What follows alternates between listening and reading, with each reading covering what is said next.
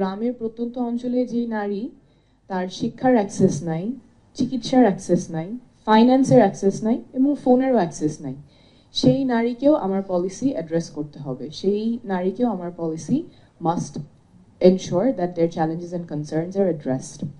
আমি এখানে কয়েকটা গল্প বলি, দিজ আর লিভড এক্সপিরিয়েন্সেস, যাদের সাথে আমার দেখা হয়েছে, কথা হয়েছে, and they have been neglected in our policy spaces, in our policy making, এবং এটা বিভিন্ন কারণও আছে।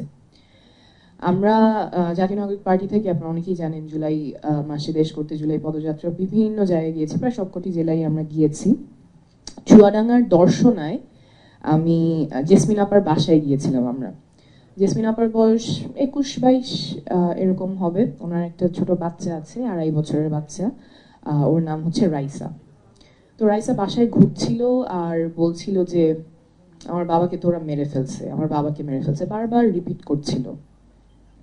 ওর বাবা বাবু ভাইকে বিএসএফ দর্শনার যে বর্ডার সেখানে গুলি করে হত্যা করেছে কয়েকদিন আগে। তো রাইসার ওই ট্রমাটা আছে, এবং ওর মা জেসমিন আপা, who is in her early 20s, of course she's going through trauma, but she's also worried about her future. সামনে কি হবে, স্টেট তাকে কি সাপোর্ট দিবে, আমাদের স্টেটের কি পলিসি আছে তাকে সাপোর্ট করার মতো? রাইসার যে নানু, ওনার মা, ওনার শাশুড়ি, দে আর অলসো ওয়ারিড, কারণ মেইন লিভিং যে main household earner, he is গন। এবং এই যে 21-22 বছর বয়সী জেসমিন আপা, তার 2.5 বছর বয়সী বাচ্চা রাইসা, তাদের কি হবে? আমার স্টেট পলিসি কিন্তু এই জিনিসগুলো অ্যাড্রেস করেন না। আমরা রাজশাহী রবিদাস পাড়ায় গিয়েছিলাম, ওখানে আই মেট মধু রবিদাস দিদি। ওনার ঘরটা উনি আমাকে দেখিয়েছিলেন। ওনার ঘরে 5-6 জন একটা ঘরে ওনাদের থাকতে হয়, কারণ ওনাদের রাইট টু ওন হাউজিং নাই।